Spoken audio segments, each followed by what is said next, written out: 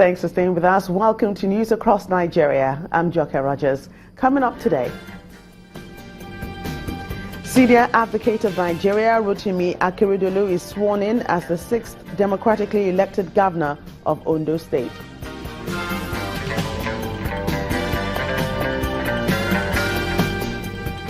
The Anambra State Governor, Willie Obiano, inspects UNDP-assisted abattoir project in Awka local government area.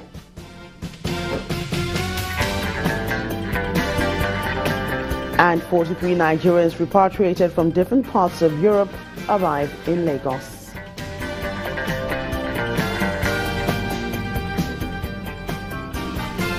Ondo State is in a celebratory mood today following the swearing-in of Mr. Rotimi Akeredolu as the governor of the state. The event, which took place earlier today in Akure, was well attended by the All Progressives Congress Party supporters, APC National Chairman John Oyegun, Minister of Solid Minerals Dr. Kayode Fayemi, and other friends and family members. Governor Akeredolu is the 6th elected governor of the state, the first being Chief Michael Ajasi in 1979 under the Unity Party of Nigeria, the UPN. Elsewhere now, work is almost complete on the 50 million naira abattoir project in Amansia area of Anambra State. Governor Willie Obiano is satisfied with the quality of work on the project, which is in partnership with the United Nations Development Program. The new slaughterhouse will be replicated in other areas of the state to ensure a hygienic environment for butchers. Kata Abattoir is one of the major slaughterhouses in Awka, the capital of Anambra State. The slaughterhouse is one of the largest in the state, with no less than 50 cows slaughtered every day. It attracts patronage from different parts of the state, as beef remains one of the most common sources of protein in the country. But the unhygienic nature of this abattoir is a constant source of worry to the state government. Governor Willie Obiano's administration, in partnership with the United Nations Development Program, have turned things around. This is the new look slaughterhouse located in Amansia, Awka North local government area of the state. Governor Obiano is here to inspect the project, which is about 95% complete. He's taken around the facility by some government officials. Our objective is to make sure that all the abattoirs in Anambra meet world standard. The area of buying meat in a very dirty environment is what we are trying to curb once and for all. We are going to do this type of abattoir in 6 locations in the 3 senatorial districts. We're trying to improve the health of our people by ensuring that the meat that is being sold to them are prepared in the best hygienic format. At full capacity, the abattoir can accommodate the slaughtering of 40 cows a day. All that's left is the completion of surrounding buildings and delivery of automated machines. We started this project about 6 weeks ago, November, towards the end of November, and we had a target to finish first week in January, and we actually met our target. Apart from providing a more hygienic environment, the state government believes there are many other benefits that come with this project. Abattoirs and slaughterhouses are in the state, and they are in this area, and they would all come here, so it will be centralized, and that also on its own will create a number of indirect jobs. When officially opened, the abattoir will guarantee standard meat processing and ensure a high level of cleanliness. The Delta State Governor, Ifeanyi Okowa, has challenged Nigerian workers to champion the fight against corruption, ensuring that things work properly in the country. According to the governor, workers have a better opportunity to embrace good governance and a high level of integrity, since a larger percentage of them are government employees. He was speaking at a conference on the economy organized by the National Union of Civil Engineering, Construction, Furniture and Woodworkers Union. In our present situation, labor unions should see themselves as partners with the government in stimulating economic growth and prosperity. For that to happen, it is my considered view that union members generally need a mind shift.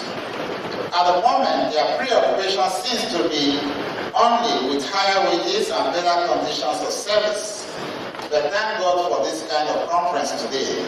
While I concede on the need for better working conditions, I concede to that, I'm also persuaded that this will be made easier if workers pay greater attention to upgrading their skills, show more commitment to their work, and enhance their productivity. Delta State Governor Ifeanyi Okowa. In Bayelsa State, Governor Seriki Dixon has inaugurated 2 committees with a charge to properly undertake certificate verification of government employees to reorganize the pension wage bill of the state. Governor Dixon believes this will reposition Bayelsa State public service and fulfill his administration's desire to hand over a reformed and efficient service delivery system. He made the comments while hosting the chairman of the ICPC at the Government House, Yenagoa, the state capital. He says his government will partner with the Anti-Corruption Agency to rid the state of any form of corruption. The burden of fighting corruption, the burden of sanitizing our institutions, the burden of promoting ethical values shouldn't be left solely for the federal government and for its agencies. We feel that states, like we have tried to do, should also create bodies that will partner with you. And I have given standing instructions to everybody in this government. Anytime investigative agencies are looking at matters and they need details and they need facts, they need documents, I've said nobody should come to me for authorization. That authorization has been given already. It's blanket. Because we actually need these agencies like yours particularly. Because with all due respect, Mr. Chairman, some of us have a lot of regard for the very professional, effective way that your body has been going about your very sensitive assignment. When we have to travel out of this country to discuss the issues of corruption at the United Nations level,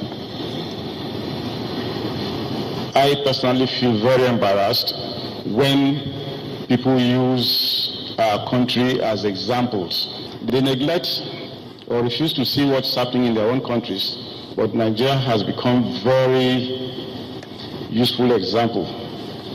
And my mission is that we are going to change that, both by heavy sanctions and secondly, by the preventive approach.